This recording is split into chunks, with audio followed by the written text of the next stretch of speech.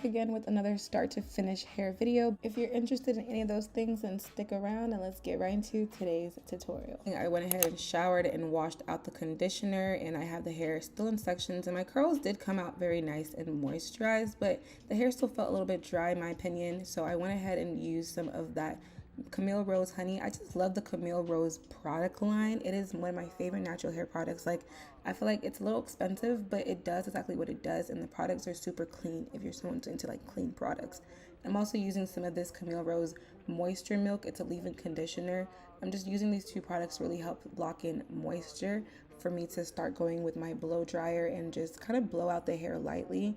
I feel like I can braid. I have better grip when my hair is not in its very tight coil, so I'm using the blow dryer on a medium heat. I don't want to do like a silk press type of blowout, just something to make the hair a lot easier to manage and braid.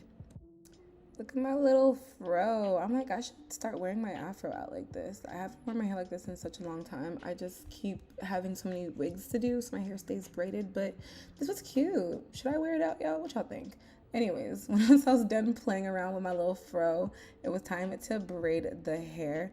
I'm not a braider, guys, so please don't ask for braiding tutorial because I had to teach myself, okay? Here are some tips that I use to kind of help me get a decent braid, because your braiding pattern for your wig is kind of important. It will affect how perfect or just how well your wig is gonna lay. I always know, for starter, I like to part my hair in the middle because you don't want to have the braid right in the middle of your head, because there's going to be a bump in the middle of your wig, especially if you're wearing a middle part. It'll be very noticeable. So I make sure I leave the middle part nice and flat for wig applications later. And also, just sectioning my hair into two really just helps it feel less dark. I find just working in sections with all hair just makes it a lot much easier.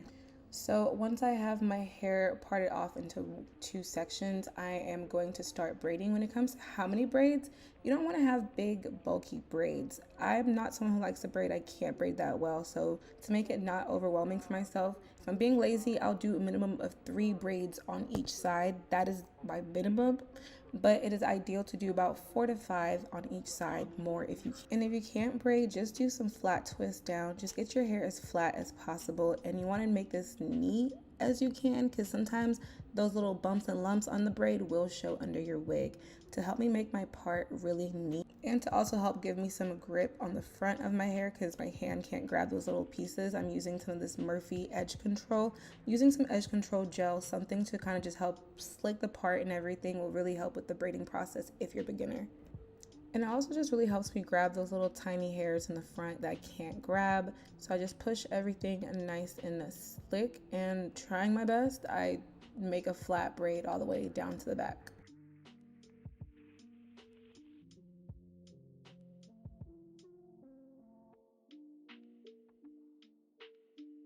After I've braided my hair, I'm using this Camille Rose oil. It's like a scalp oil, and I like has a little like nozzle, which makes putting it in your scalp really easily, just to help oil my scalp, to help lock back the moisture, because she's not gonna get any more TLC from me for a minute. So I'm trying to set her up for success.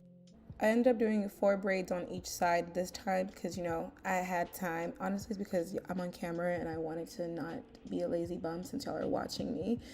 But these braids came out pretty flat. As you can see, I didn't braid right on the middle, so if I do a middle part, the wig is going to lay right flush onto my skin and not have a bump with the braid right there.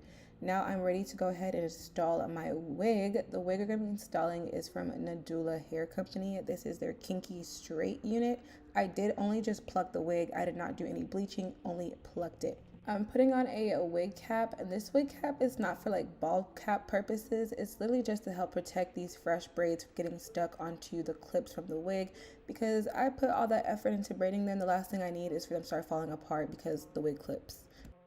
And to help me make sure I'm not having the wig cap peeping under my lace, I just like to just push it back real nice and smooth, and this also helps push back the edges, so this way it's not showing directly under the lace.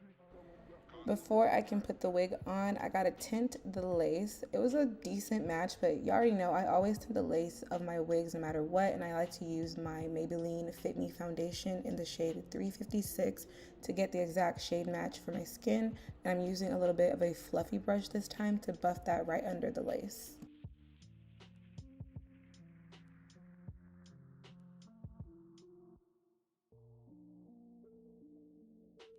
This hair texture and color combination is a new one for me. I've definitely tried like this pre-highlighted color and kinky straight hair, but together, never. And this hair was giving more of a kinky curly wig that was blow dried than a typical kinky straight. As you can see, it was very, very big, and this is how it is literally right out of the box. I didn't even wash the hair because I didn't have to bleach it. So I definitely was going to be doing some silk pressing out to it. But I like this style as well. It was giving like lioness, you know. To help me lay down my lace, I'm using my Ebin Spray glueless hairspray. This is a great alternative to using actual hair glue. However, this does not have as long of a hold like your hair glue will, but it's a great alternative if you're someone who's trying to, like, you know, protect their edges, or you don't wear your wigs to sleep like I do. So to lock in that spray, I'm using my blow dryer on a warm setting, and I'm just using my little edge brush here to really just push down the edges of the lace to make sure everything is laying nice and flat. And I keep pushing it till I can feel the lace being stuck to my head.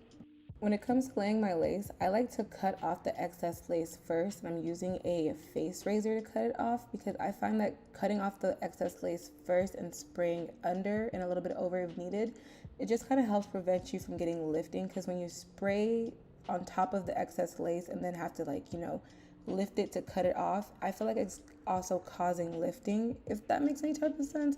So I always like to cut off my lace first, and then I'll spray under and sometimes over depending on what side of the lace I'm working on. For example, I'm working on the side tabs, and the side I can easily lift under and then spray over, but for the middle part I can't actually lift the lace because it's already stuck down on the other side. Once I had laid down the lace completely on all the sides, I'm going in with my elastic band to just help lay everything down some more and to give it a chance to fully dry and melt before laying the baby hairs, so I don't have any lifting while I'm doing that. I usually let the elastic band stay on the lace for about like 5 minutes minimum, just to really give it a chance to really get stuck, and then we can get into these baby hairs.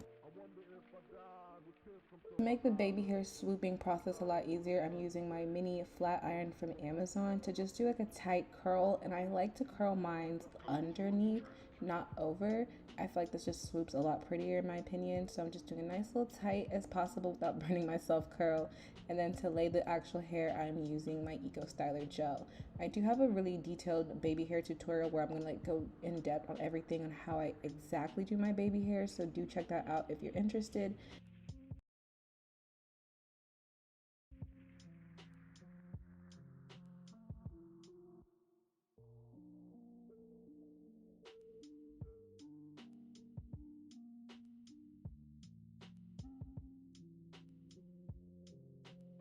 Once I was done doing the baby hairs, it was time for styling. At first, I wasn't too sure what I wanted to do with the hair styling wise. I did chop the ends to give it a blunt cut. This is a 20-inch wig, but I did chop off about like two good inches, so it's probably like 18 to 16-ish, not exactly. So right now I'm going in with my flat iron on 450 degrees Fahrenheit because it had to be very hot, and I'm using a round brush to kind of help just bump out the ends, because I'm not gonna lie, this process was very time consuming. Like, this hair was super kinky. I felt like it would be a better idea for me to have done this straightening process on a mannequin head, so that way I can really make sure I'm getting all the roots, because I was missing a lot of places. It was still very kinky in my opinion, and not as super straight as I wanted to be. Hi, okay, so it's literally the next day of me installing this wig. For some reason, straightening this hair took so much time. It took a lot more time than I expected. I didn't even get it bone straight, so I just took a break. I had a nail appointment. When I get my nails done, started doing other things, life, so it's the next day. But look at my nails. Can y'all see them? They're like pink. You know, because Valentine's is going. I have like my toes match. I just feel like it's so cute. If you're wondering what color, I think it's a gel OPI ballet slipper. But I'm glad I'm styling the hair, because the hair thing about kinky straight hair, it doesn't stay in its texture that long. So the hair already started like poofing back up since it's the next day. But that's fine, because now I can redo my bumps. I wanted the bumps to be I want to go for a blowout look. So what I'm doing is I'm really making sure I'm getting like a tight curl on it. Ooh, because this hair, it needs some heat. But I like this hair actually because it's actually holding its curl longer than most kinky straight hair, so it's trying, especially for it being blonde. So I'm really just trying to make a very tight wraparound on the bottoms, really tight, and then I get the round brush to like soften it out. This round brush is janky. Ooh. See? So like it has more of a curl than a bump. Yeah, that's cute. I like that. So for styling, I just went ahead and started doing really tight inward curls on the hair and using the round brush. And I did create some light layers on the top so it can like frame my face a lot better. I don't really like having hair all the way down on my face. I feel like having some layers really helps frame my face and it's just more flattering to my face shape. I did some inward curls and outward curls, just rotating in between both to kind of give the hair more volume. It was giving me very I can never get the right decade of my hairstyles right, but it was like a 70s, maybe 70s Farrah Fawcett type of look. Only thing with this hairstyle, as pretty as the curls came out, they did not last long, right? Even right now that I'm doing this voiceover, it's only been 4 hours since I filmed this and the curls have already dropped back to the straight form. That's the thing with kinky straight hair. I find that it doesn't really hold a curl that well, or if it does hold a curl, it won't hold it for very long. So just keep that in mind. But it was cute for what it was in the moment.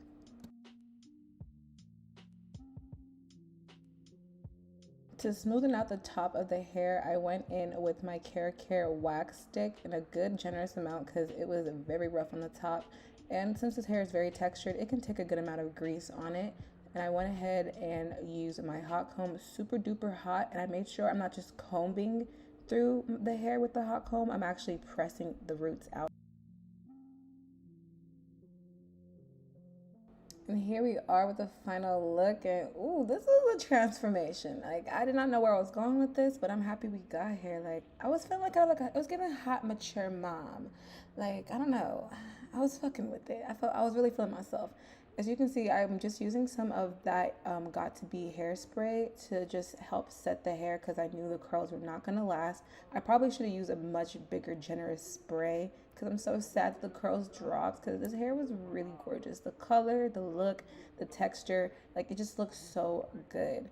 And for our piece de resistance, I'm just going in with my concealer, a lighter shade concealer, and my little angled brush, and just putting that in the middle part to really make that part pop. And whenever I do this, I feel like it just sets the look off. It just kind of, you know, gives a good little kiss onto everything.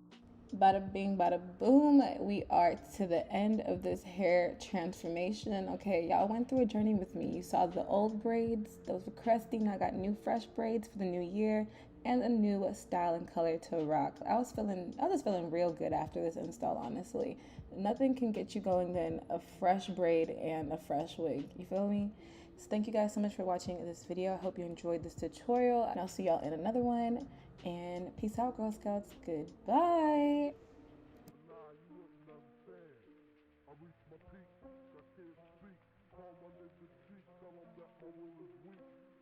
I wonder if I die.